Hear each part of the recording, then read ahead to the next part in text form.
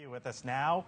Major Mike Lyons, also with us, Dr. Salvatore Marcogliano. He's a maritime historian with Campbell University, with us this evening on all things there in the Strait. Gentlemen, thanks for being with us tonight.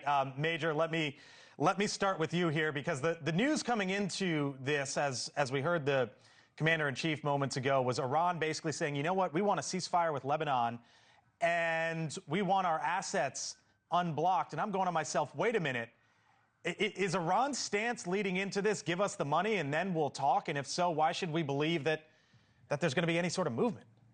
Yeah, Iran continues to have maximalist demands. If you saw the points that they laid out initially, they were just so far apart from what the United States is looking to start. And I think we're trying to start from a reasonable perspective, although you saw the president earlier in the week try to really kind of out crazy the crazy people I think he's going to be dealing with, because Iran is just not a good negotiator when it comes to these kinds of deals. In the past, they obfuscate, they change the game, they change the goalposts all the time. You heard the president say nukes are the number one thing that we've got to get out of this, but what is on the table? Maybe it is that we would give up, try to tell Israel, look, back off what's going on in Lebanon. That might not be the priority right now, but I think he needs to do whatever he can to try to get a deal, but I wouldn't be surprised if we walk away at the same time.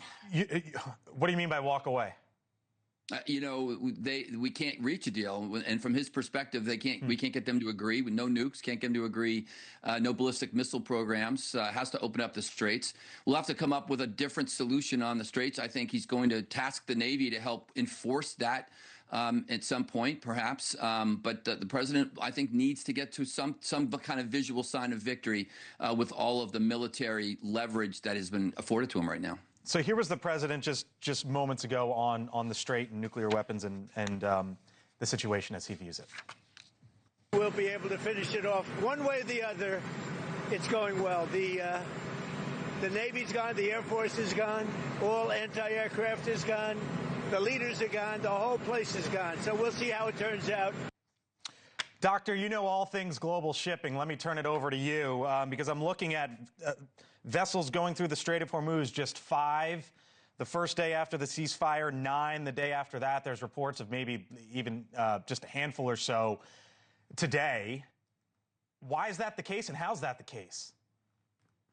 Well, I mean, the Iranians have been able to choke the choke point, and that's what we're living in right now.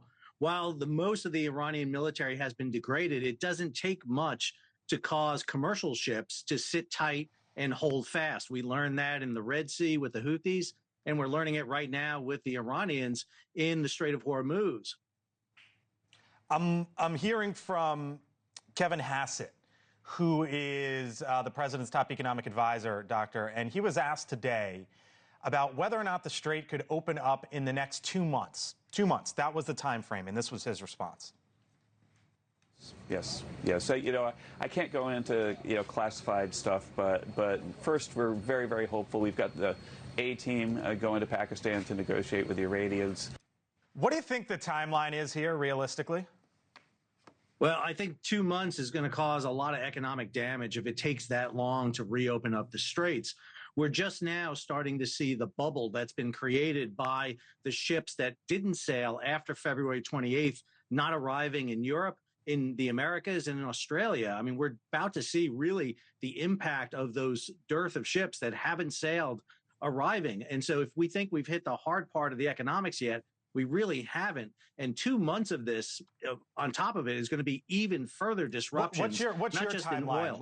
Like you know global shipping all around the world. What's your timeline? What do you believe it is? Well, I can tell you right now what shipping wants and what the mariners want who are sitting there in the Persian Gulf is some sort of evidence of security. They're not really going to sail to the Strait of Hormuz, and they don't trust the Iranians. And so unless we get some security in there and over in the next couple of weeks, ships are going to sit tight. Major, is the main goal here, or at least at the top of the list, like I don't think anyone expects Iran to say this weekend, okay, here's, we're giving up all of our nuclear weapons. Like finally they're going to do it this weekend. So is the main goal that right there to get traffic to keep moving and moving and moving and ticking up? Yeah, I think that's a non-starter. I mean, we cannot let Iran to have a nuclear weapon, full stop. This is no surprise to anybody that's listened to Donald Trump going back to the 80s. And for the United States, Iran is the #1 U.S. foreign policy failure post-World War II. And that's saying a lot considering we fought a war in Vietnam over it. So, again, this is the non-starter on a lot of different levels. And I just am surprised that other European nations don't see that. Their ballistic missile program now has capability that could hit a lot of those European capital cities. Iran is creating this world problem with this choke point, as the professor outlined here. So again, I just don't understand why the rest of the world is not aligned to try to fix this problem right now as well. The president is lining up the possibility of a return to military action, Major. He posted earlier today, we have a reset going on. We're loading up the ships with the best ammunition, the best weapons ever made, even better than what we did previously when we blew them apart. How quickly would the military be able to turn this back up if this weekend falls short? Well, very quickly. The military is in place. I think it gets down to what's the target looks like. As the professor said, the ships are not confident getting through the straits.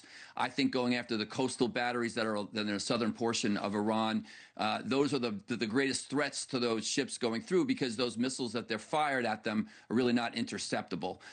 You've got potentially asymmetric Iranian Guard forces that could possibly use speedboats, and then also the mines that are there. So I think, again, the military, the Navy in particular, is going to step up and do a better job and look like they're protecting them in order to get those ships through. Because, again, that's all it takes is one missile to sink one of those ships, and then the whole thing is shut down again.